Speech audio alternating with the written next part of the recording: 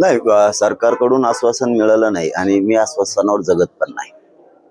माझं म्हणणं आहे की तुम्ही 58 लाख नोंदीचे आहेत ना, त्याचे कुणबी प्रमाणपत्र द्या. हैदराबाद गॅजेटसह पुणे, औंध, कोल्हापूर, सातारा संस्थांचा गॅझेटियरचा GR काढा. तुम्ही विनाकारण मराठ्यांना वेठीस धरू नका आणि मराठ्यांवरती अन्याय करू नका. हे गोरगरीब मराठा समाजाच्या लेकरांवरती जीव घेणं असा तुम्हाला वार करणं हे सरकार म्हणून शोभत नाहीये आणि हे त्या भानगडीत आपण पडू पण नका असं माझं म्हणणं आहे. की तुम्ही ओबीसीच्या सवलती सोयीसुविधा सगळ्या लागू केल्या, त्याची पण अंमलबजावणी झाली नाही. व्याज परताव्यांचा विषय तो पण असाच आहे. केशसचा विषय तो पण तसाच ठेवला. बलिदान गेलेल्या कुटुंबाचा, सारथीचा विषय, सगळे विषय पेंटिंग ठेवलेत. आणि ज्यांना ज्यांना कुणबी प्रमाणपत्र देऊन तुम्ही व्हॅलिट्या दिल्यात ना, व्हॅलिट्या ज्यांना प्रमाणपत्र दिले त्यांना व्हॅलिट्या दिल्या नाही. हे माझं म्हणणं आहे की तुम्ही या सगळ्या मागण्यांचा निपटारा काढा. माझं काही म्हणणं नाही, पण नाही काढलं तर मी तुम्हाला सोडणार नाही. आपण जो बावनकुळेंच्या पत्रावर आक्षेप घेतला होता, महसूल खात्यानं स्पष्टीकरण दिलंय की निर्देश देण्याबद्दल फक्त त्यात सुचवलेला आहे, प्रमाणपत्र रद्द करण्याबाबत कोणतेही आदेश दिलेले नाही. अरे चौकशी करून कारवाई करणे म्हणजे रद्दच करणे आहे ना. आणि अधिकाऱ्यांनी वकिली करायची नसते. अधिकारी हा खूप टेटसचा माणूस असतो, त्याला एक प्रतिष्ठा असते. तुम्ही काही पण करबन दरवाजा कुणीतरी काहीतरी सांगायचं आणि मग त्याच्यावर तो गैरसमज पसरायचा, हे बरोबर नाही. आणि जर अधिकाऱ्यांचं म्हणणं आहे की त्यांनी रद्द करायचं सांगितलंच नाही, स्वतः बावनकुळेंनी मान्य केलं की मी पत्र दिलंय म्हणून. मीडियात स्वतः बावनकुळेंनी पत्र दिलंय म्हणून मान्य केलंय. आणि याच्याही पलीकडं फडणवीस साहेबांनी असं सांगितलं होतं की सरकार हस्तक्षेप करत नाहीये, सरकारला हस्तक्षेप करायचा अधिकार नाही. माननीय सुप्रीम कोर्टाच्या जजमेंट प्रमाणे, नियमाप्रमाणे जात पडताळणी विभागाला व्हॅलिडिटी देण्याचा अधिकारी सरकारला हस्तक्षेप करतात नाही. बावनकुळेचं पत्र काय, हस्तक्षेप करायसाठीच बावनकुळेंनी पत्र दिलंय. वाटुळ जर गोरगरीब मराठ्यांचं 70 वर्षात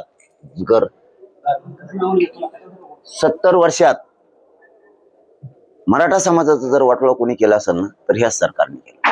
कारण गोरगरिबांच्या लेकरांचं इतकं वाटोळं कोणीच केलं नाही, तितकं बावनकुळेंनी शिरसाटणी केलंय. पालकमंत्री जयकुमार गोरे सगळे प्रोसिजर नुसार चालू आहे, ही वैयक्तिक हेतू ठेवून यामध्ये सरकार हस्तक्षेप करत नाही असं त्यांचं म्हणणं. मग हस्तक्षेप करत नाही तर बावनकुळेंनी काय केलं पत्र देऊन?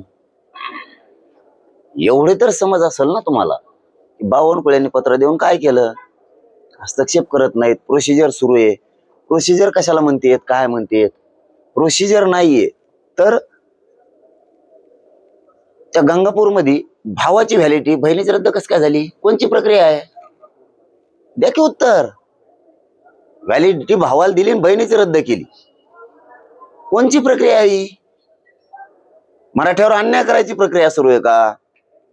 ते काय बोललेत मला माहित नाही, त्याच्यामुळं ज्यांचं मी बोललेलंच ऐकलं नाही त्यांच्याबद्दल उगाच काही बोलणं योग्य नाही, म्हणून मी ऐकलंच नाही ते काय बोललेत ती. परंतु याच्यावरती तर मी एवढं तरी फायनल सांगू शकतो की गंगापूरला जर व्हॅलिडिटी भावाला दिली तर बहिणीची रद्द का केली, ही प्रक्रिया कोणची? वर्षा निवासस्थानावर तुम्ही आंदोलनाचा इशारा दिला, कशा पद्धतीचं आंदोलन असणार, कधी असणार? ते बघा, आंदोलन तर अंतरवलीतच होणार आहे, ते फायनल आहे. पण सांगता येत नाही, निर्णय वेळेवरती काय डाव फिरल काही सांगता येत नाही. पण वर्षावरती का करू नये? मी पण कोणताही डाव टाकू शकतो अचानक वेळेवर. कारण वर्षा निवासस्थान आमचं नाही का, या राज्यातल्या जनतेचं आहे ते. तिथं या महाराष्ट्रातल्या 14 करोड जनतेला न्याय देणारा मुख्य व्यक्ती बसलाय. फडणवीस आमचे नाही का? ते जर आमचे नाहीत तर मग ते महाराष्ट्राचे मुख्यमंत्री कसे? वर्षा बंगला आमचा आहे, जनतेचा. फडणवीस साहेब जनतेचे आहेत आणि आम्ही त्यांच्या घरी बंगल्यावर आंदोलन करायला चाललो का? पोरांना येऊन द्यायचं नाही याचा अर्थ महाराष्ट्रातले पोरं त्यांचे नाहीत का? महाराष्ट्रातली जनता एखादी मागणी करती त्यांचे नाही का? त्यांनी दिलदार मन दाखव, बसावर म्हणून गच्चीवर, त्यांच्यावर स्लॅबवर उपोषणात बसतो. लक्ष्मण आरोप केलाय की तुमच्या आंदोलनाला त्यांना वाटत होतं की जरांगे पाटलांना पश्चिम महाराष्ट्रामध्ये पाहिजे तितका प्रतिसाद भेटणार नाही, पण सध्याचा प्रतिसाद पाहता काय वाटतं दादा आपल्याला? काय असतं भाऊ, कोणाच्या म्हणण्यावर मी कधीच चालत नाही. कुणी जर म्हणलं याच्या मागं मराठ्याने राहिले का रोजच मराठ्याला पळू, रोजच पळू का, करू वाटलं मराठ्यांचं रोज. कुणी काही थोडं डवचित मग मी तेच करत बसू. पुन्हा कुणी म्हणतं आता गाड्या कमी झाल्या, मग का गाड्याच आणत बसू, रोज काय लाखभर गाड्या संगच घेऊन हिंडू. माझा समाज 100% एक झाला याच्यात शंका नाही. पण या हप्ता जे झालं ना मराठा समाजावरती अन्याय, त्या अन्यायामुळं मराठा समाज पेटून उठलाय. पश्चिम महाराष्ट्रासाठी मी लढत नाही असं थोडं आहे, मराठवाड्यासाठी लढत नाही असं थोडं आहे, मी विदर्भासाठी लढत नाही असं थोडं आहे. सगळ्यात जास्त विदर्भात नोंदी सापड्यात 58 लाख नोंदी आहेत ना, त्याच्यापैकी सगळ्यात जास्त विदर्भात नंबर 2 ला पश्चिम महाराष्ट्र. मी काय कोकणासाठी काम करत नाही, मी काय खानदेशासाठी काम करत नाही, मी काय मुंबईसाठी काम करत नाही. मी भेद नाही करत. महाराष्ट्राला कानाकोपरा आमचा आहे. आणि घरातले मराठी थोडे मोजके राजकीय सोडता, राजकीय सुद्धा आपल्या कोणाची थोडे मोजके सोडता, अख्खा मराठा समाज एका बाजूने. त्याचं कारणच तसं आहे, त्यांच्याच लेकी बाळीसाठी लेकरा बाळासाठी मी जीव जाळतोय, ते सुखी समाधानी व्हावेत. ते कसं काय सोडतील मला? सगळे म्हणलो मी, सत्तेतले सुद्धा. आणि मग मला या सगळं बाळ माहित होईल का?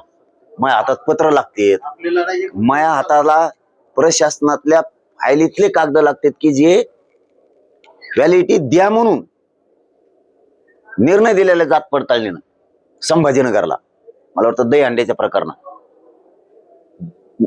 जात पडताळणी समिती व्हॅलिडिटी ज्योती दहीहंडेच्या देण्याचा निर्णय दिला आहे असं पत्र देत त्यांच्या फाईलला ठेवतोय. त्यांच्या उद्या सकाळी पत्र द्यायचं त्या निर्णयावर, म्हणजे व्हॅलिडिटीचं कुणबी प्रमाणपत्र रद्द. सकाळी लक्ष्मण हाकेंनी विचारलंय, त्यांचा असा दावा आहे की प्रसाद लाड यांनी आंदोलनाला आर्थिक रसद पुरवली असं त्यांनी आरोप केला.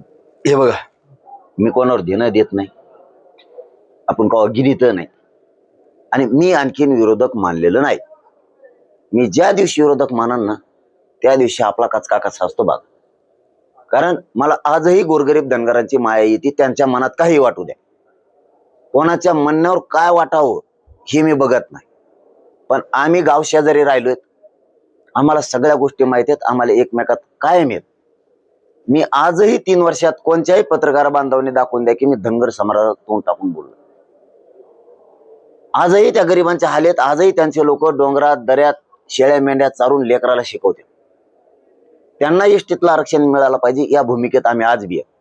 आम्हाला थोडा बी राग आला तरी बी आम्ही म्हणू शकतो ना देऊ नका, पण आम्हाला माहिती आहे गरिबाच्या वेदना किती आहेत. त्यामुळे 4-2 नेत्याला 1-2 नेत्याला गिनत नाही मी, आणि ते मोजत पण नाही. माझं म्हणणं आहे की सरकारकडून बोलण्यापेक्षा, एखाद्या राजकीय पक्षाकडून बोलण्यापेक्षा जातीकडून बोलू. त्या गोरगरीब धनगराच्या लेकराला सगळ्या धनगरांच्या नेत्यांनी मिळून न्याय द्यावा, त्याच्यात खरा आनंद असत. संसदेत विधानसभेत आपल्या विचाराचे लोक असल्याशिवाय हे प्रश्न मार्गी लागणार नाही असं वाटतं का तुम्हाला? नाही नाही, असं काही नसतं. आपल्यात एक ना कडवटपणा असायला लागतो, कट्टरपणा असायला लागतो. आता ना माझ्याकडे सत्ता आहे, ना कोणचा सरपंच आहे, ना खासदार आहे, ना आमदार आहे, ना मंत्री आहे, तरी 58 लाख नोंदी दिल्यात आणि सगळे गॅजेट काढत आणले. लढाई दिवसांदिवस जास्त वाढत चालली. नाही, आता हे बघा, चांगल्या कामाला शेवट नसतो, कधीच शेवट नाही. वाईट कामाला शेवट असतो, चांगल्या कामाला शेवट नसतो. एक एक एक एक एक एक वाढत जातो, एक एक एक एक गोष्ट वाढत जाते. चांगलं काम करताना 100% उशीर होतोच, पण ते पक्क असतं. आणि मला उशीर का होईना पण समाजाला पक्क द्यायचं. पश्चिम महाराष्ट्रातला जो सातारा आणि औंध आणि कोल्हापूर गॅजेटियरचा विषय, याबाबत काय आता भूमिका ठरली? मी तर जे आर सगळे घेणार आहे ह्यावेळेस, अंमलबजावणी सहित, काही सोडत नाही. मी निर्णायक शब्द जो वापरला ना मराठ्यांच्या, ते लक्षात आलं की आपलं पोरग मनोज जरांगे पाटील जर आपल्या लेकरा बाळाच्या कल्याणासाठी शेवटचा शब्द वापरतोय, आपल्याला घराघरातल्याला ताकद लावावी लागणार, हे माझ्या मराठा समाजाच्या लक्षात आले. अख्खा महाराष्ट्र ढवळून निघाला एकट्या बावनकुळ्यामुळे. काहीच गरज नव्हती. मी खरं सांगतो प्रामाणिक, मी माझ्या मीडियाला कधीच खोटं बोललो नाही. आणि मराठा समाजाला बावनकुळेला मी खरंच लय चांगला माणूस समजतो. मी तसं कित्येक वेळेस स्टेटमेंट मीडियातून केले. हे पाप मराठा समाजावर अन्याय करायचं पाप त्यांनी फक्त करायला नव्हतं पाहिजे. शिरसाटने त्यांनी दोघांनी. आमचं त्यांचं काय बांधाला बांध नाही, त्यांचं आमची काही अडचण नाही. बावनकुळेमुळं फडणवीस साहेब अडचणीत आले आणि शिरसाटमुळे शिंदे साहेब अडचणीत आले. कारण ह्यो खूप मोठा वर्ग मराठ्यांच्या पोराचा आहे. ते आता हळूहळू तुटणार आहे 29 ऑगस्टच्या नंतर, जर यांनी 28 ऑगस्टच्या आत केलं नाही तर. आणि सगळ्या मराठ्यांच्या नेत्यांना माझं मात्र आव्हान आहे. काय 28 ऑगस्टपर्यंत काय करण्याची अपेक्षा आहे? सगळ्या मागण्या त्यांच्याकडे आहेत, त्यांच्या सगळ्या पाठच झाल्या. एखादी वेळेस वेळ आली तर धडा येऊ शकतो व त्या मागण्यावर. इतक्या जणांच्या मंत्र्याचा पाठ झालाय. त्या मागण्याची सगळ्या अंमलबजावणी करा. आम्ही दिलेले पाहिजे असलं तर आणखीन देतो, काही अडचण नाही. फक्त याच्यात विशेष करून माझ्या मराठा समाजाला माझं आव्हान आहे की बाबा हो, आपले पोरं संकटात आणलेत. बावनकुळ्यांनी तुमच्या नाकावर टिचून, मंत्र्याच्या, आमदाराच्या, खासदाराच्या, मराठ्याच्या नाकावर टिचून मराठ्यांच्या लेकराचं वाटोळं केलंय. तुम्ही खास मराठ्यांच्या रक्ताचे, जातवान रक्ताचे गरिबांचे लेकर अडचणीत आलेत. त्याच जातीच्या रक्ताचे तुम्ही आहेत. गरिबाच्या लेकरावरती अन्याय होतोय. सगळ्या पक्षातले मराठे आमदार, खासदार, मंत्री आज लेकराच्या बाजूने बोला. समाजाचे लेकर संकटात आणलेत. ह्यो खूप मोठं संकट आहे. डावे हे मराठ्यांच्या नेते आमदारांनी ध्यानात आणा आणि गरीब लेकरांच्या पाठीशी उभा राही. माझी हात जोडून विनंती आहे सगळ्याला. नसता मराठा समाज कधीच तुम्हाला माफ करणार नाहीये. ह्या संकटाच्या काळात जर धावून नाही आले.